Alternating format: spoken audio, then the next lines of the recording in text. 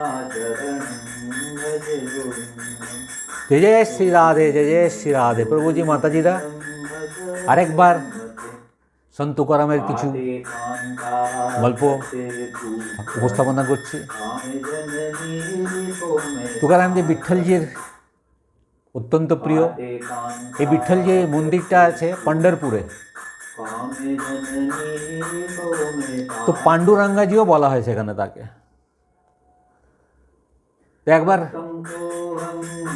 চিন্দওয়ারা পুনের পাশে একটা শহর, সেখানে উনি কীর্তন করছেন। এক ব্রাহ্মণ এসছে, তার মেয়ের বিয়ে বিপদে পড়ে, যে এখানে আমি রাম কথা করব, যদি কিছু পাওয়া যায় সাহায্য, তাই বিয়েটিয়ে দেবো। তো তিনিও এসে কীর্তনে বসতেন। তো একদিন তুকারামজি কে নিজের মনের কথা বললেন যে আমি রামকথা করতে চাই। তুকারামজি তো মহাখুশি, হ্যাঁ করো করো, আমিও শুনবো। তো এবার ব্রাহ্মণের রামকথা আরম্ভ হয়ে গেল। 45 দিন চলেছিল রামকথা। তুকারামজি রোজ শুনছেন।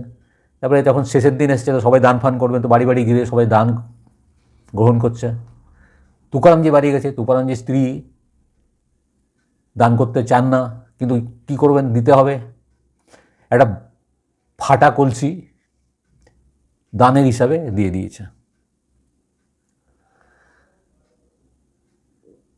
তুকারামজি এটা জানতে পেরেছেন। উনি তখন বিঠ্ঠলজি করে, বিঠ্ঠলজি তুমি কিছু করো, এই ব্রাহ্মণের তো প্রচণ্ড বিপদে আছেন। আর চমৎকার হলো, সেই কলসিটা পুরো সোনার কলসি হয়ে গেল। ব্রাহ্মণ সেই কলসিটা সবচেয়ে শ্রেষ্ঠ যেটা দান, সেটা ওই কলসিটাই ছিল। মহানন্দে বিঠ্ঠলজির নাম আর তুকারামজির নাম করতে করতে চলে গেলেন। তুকারামজি কোনো সাধারণ সন্ত ছিলেন না, তিনি বিঠ্ঠলজির অতি প্রিয় ছিলেন। তুকারামজির কাছে বিঠ্ঠল ছাড়া কিছু ছিলই না। একবার তার শিষ্য এসে বলেছে যে আপনি কী করে এত শান্ত থাকেন, আমাকে কিছু বোঝান। বলে ঠিক আছে, তুই 1 সপ্তাহ পরে মরে যাবি। সেই শুনে শিষ্য তো ভাবলো যে 1 সপ্তাহ যখন আছে, তার ঠাকুরের নাম নিয়েই থাকি। সে 1 সপ্তাহ ঠাকুরের নাম নিয়ে এসছে ফেরত। তুকারামজি বলে কী হলো, কী করলি 1 সপ্তাহ? না আপনি তো বলছেন 7 দিনে মরে যাবো, তাই আমি পুরো ভগবানের নামই কাটিয়ে দিয়েছি। বলে ঠিক আছে, দীর্ঘজীবী হবি, শতজীবী হবি, শতায়ু হবি। তখন বুঝতে পারলো যে এই জন্মে ঠাকুরের নাম ছাড়ার কিছু নেই। ঠাকুর যা ইচ্ছা পারে করতে পারে, ঠাকুরের উপর বিশ্বাস রাখো, সব কিছু ভালো হবে। জয় জয় শ্রী রাধে।